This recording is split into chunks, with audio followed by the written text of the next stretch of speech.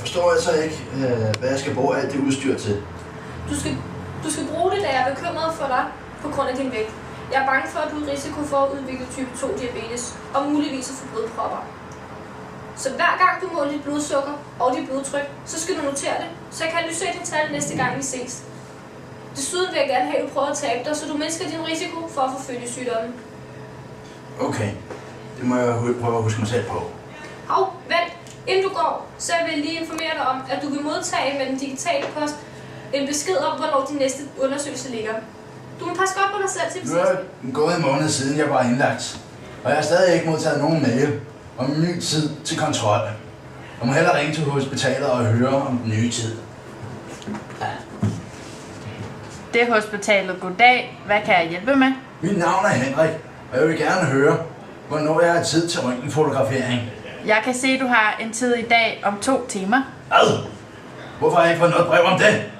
Det er jeg altså forfærdeligt ked af. Så må jeg ellers se at komme afsted.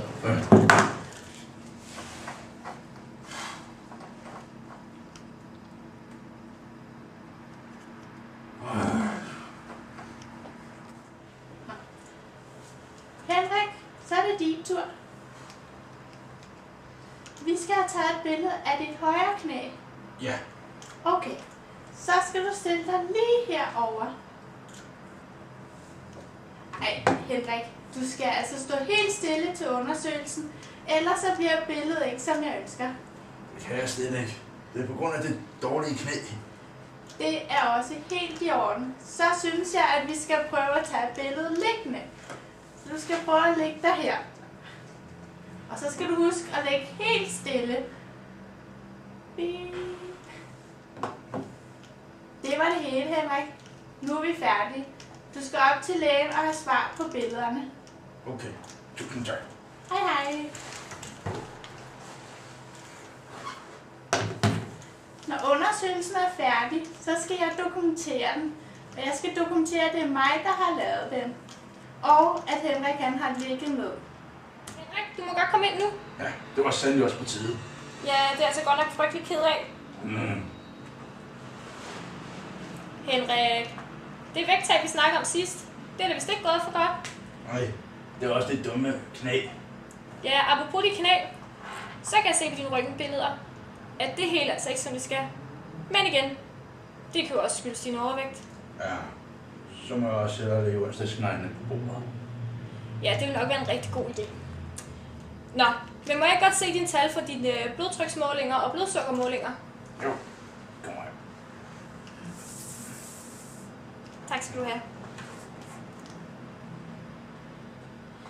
Ja, Henrik, jeg kan jo se på dine tal, at de ser altså ikke for gode ud. Jeg har brug for, at du ser en bioanalytiker og får taget en blodprøve. Okay. Hej Henrik. Værsgo til plads her i stunden. Jeg skal tage en blodprøve, så jeg binder en slange om din arm, for at få blodårene frem.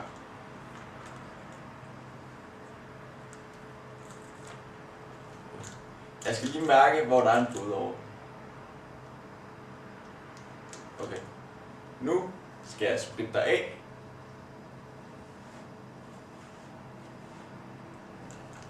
Og nu er du klar til at blive stukket. Hey, vent! Jeg er altså lidt bange for noget. Det er okay. Det tager kun et lille øjeblik. Du når næsten ikke at mærke det. Nu kommer der et lille prik. Au! Så er vi færdige her. Du modtager en ny tid med digital post, og jeg sender svarene til lægen. Okay, mange tak. Nu må vi se, om jeg har fået en mail med en ny tid til lægen. Jeg har allerede fået en tid i næste uge. Hvor er det dog fantastisk. Nå Henrik, så sidder vi her igen. Ja, det gør vi jo. Jeg har fået resultaterne for din blodprøve, og det er som jeg frygtede. Du har type 2 diabetes. Nej. Helt roligt, Henrik.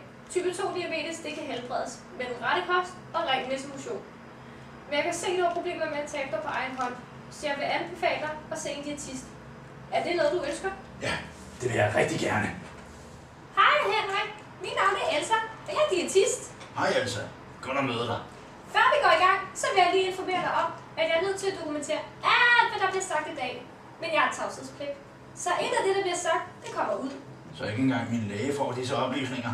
Nej, ikke uden din samtykke. Okay, det er jeg glad for, at du fortalte mig. Jamen Henrik, skal vi ikke bare komme til sagen? Jo, det synes jeg.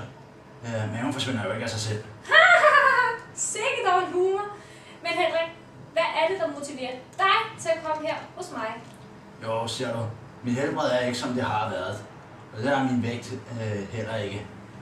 Jeg vil gerne tabe mig, så jeg kan slippe af med type 2 diabetes og genvinde mit gode helbred.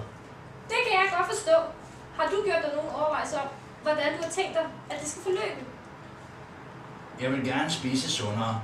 Dog vil jeg stadig have min røde bøf lørdag aften. Det er jeg helt sikker på, at vi nok skal finde ud af.